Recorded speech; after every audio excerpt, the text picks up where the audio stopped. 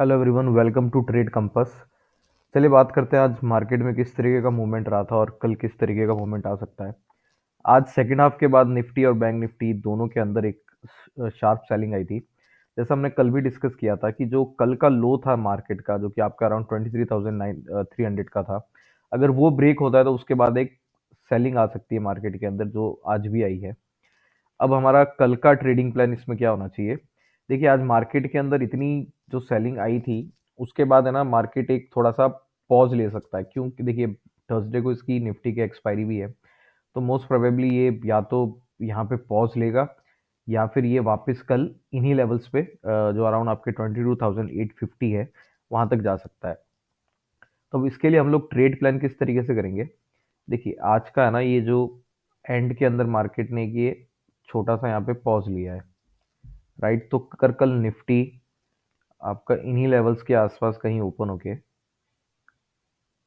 इन्हीं लेवल्स के बीच में कहीं ओपन होता है, तो हम लोग वेट वापस से, जैसे मैं हर बार बताता हूँ कि जो भी आपका छोटा सा टाइम फ्रेम के अंदर जो है आपको छोटा सा कंसोलिडेशन मिलता है छोटे टाइम फ्रेम पे, हम लोग उस कंसोलिडेशन के बीच में कभी कोई ट्रेड लेते नहीं है, राइट? हम लोग वेट करते हैं कि उस कंसोलिडेशन का ब्रेकआउट हो या ब्रेकडाउन हो, और उसी के बाद हम लोग हमारा किसी भी तरीके का ट्रेड इनिशिएट करते हैं। तो वो उसका लॉजिक ये रहता है ना कि वो जो एक कंसोलिडेशन होता है ना, ये इसके अंदर प्राइस डिसाइड नहीं होती है कि प्राइस को जाना कहाँ है, तभी ये आपको कंसोलिडेशन दिख रहा है। अगर क्लियरिटी होती जैसे यहाँ पे था, जैसा आपको यहाँ पे था, ठीक है, कि यहाँ पे भी देखिए एक बहुत है ना छोटा सा कंसोलिडेशन होता है, उसके बाद प्राइस एक डिसाइसिव डिसीजन लेता है कि उसको जाना कहाँ है, राइट? तो सेम सिनेरियो यहाँ पे भी है। आज जो हम मार्केट बंद हुआ था उसके पास में जो छोटा कंसोलिडेशन है, हम लोग कल भी इसी का वेट करेंगे कि अगर ये इधर ऊपर की तरफ जाता है तो हम क्या ट्रेड लेंगे, और इसको ब्रेक डाउन करता है तो हम क्या ट्रेड लेंगे। हम इस रेंज में कोई ट्रेड इनिशिएट इसलिए नहीं करेंगे क्योंकि रेंज काफी छोटी है, राइट? ये ऐसी रेंज है नहीं कि हम इसमें ट्रेड भी ले लो और हमको कोई रिस्क रिवॉर्ड भी हमारा अच्छा हो, क्योंकि देखिए अभी कितने की है, 100 पॉइंट की ट्रेड है। अगर आप इसमें आप क्या तो ट्रेड लोगे और क्या आपका रिस्क रिवॉर्ड रहेगा, राइट? तो कल अगर मार्केट ये छोटे कंसोलिडेशन लेवल को ब्रेक डाउन करता है, तब जैसे मैंने आपको पहले भी बताया, हमारी एक ये वाली रेंज ओपन हो जाती है 22,850 तक की, राइट? 22,850 तक की हमारे पास एक रेंज ओपन हो जाती है जहां तक मार्केट कल जा सकता है। और अगर अब ऊपर की तरफ ये ब्रेकआउट होता है, तब हम क्या करेंगे? हम लोग कोई ट्रेड लेंगे नहीं, हम लोग वेट करेंगे।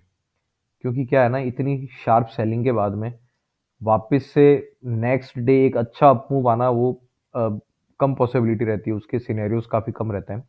अगर सपोज कल मार्केट ऊपर जाता भी है, तब हम लोग वेट करेंगे इस लेवल तक आने का, जो कि आपका 23,200 का है।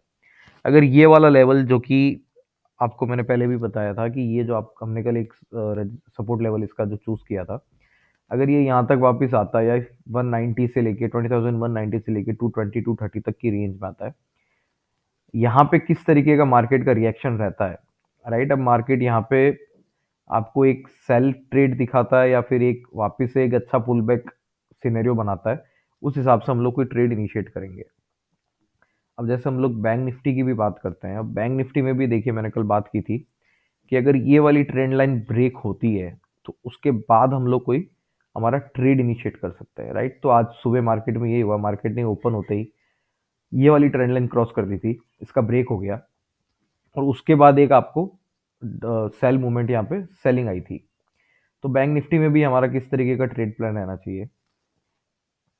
अगर जैसे निफ्टी की तरह बैंक निफ्टी के अंदर भी आप ये देखोगे कि लास्ट के अंदर एक छोटा कंसोलिडेशन आया, राइट?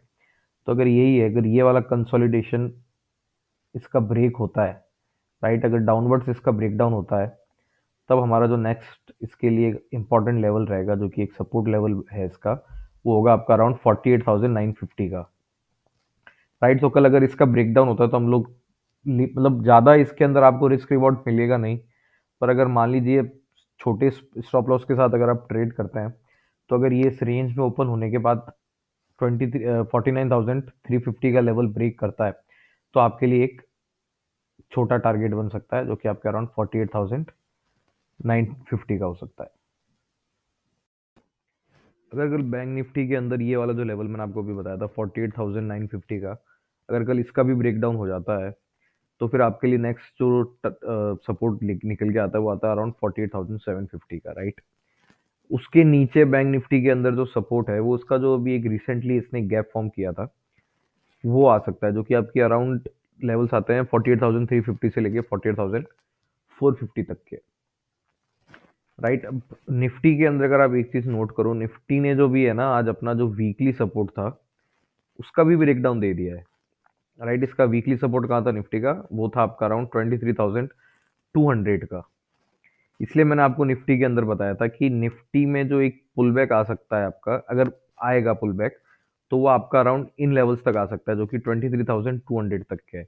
इसीलिए हम लोग वापस से हम लोग यहाँ वेट करेंगे कि यहाँ पे किस तरीके का प्राइस मूवमेंट बनता है निफ्टी का। राइट, अगर ये ब्रेकआउट देके या किसी भी तरीके से इन लेवल्स के पास में पहुंचता है तो हम लोग यहाँ पे किसी प्राइस मूवमेंट का वेट करेंगे, और फिर उस प्राइस मूवमेंट के रिएक्शन पे हम लोग ट्रेड करेंगे कि वो किस तरीके से मार्केट रिएक्ट कर रहा है।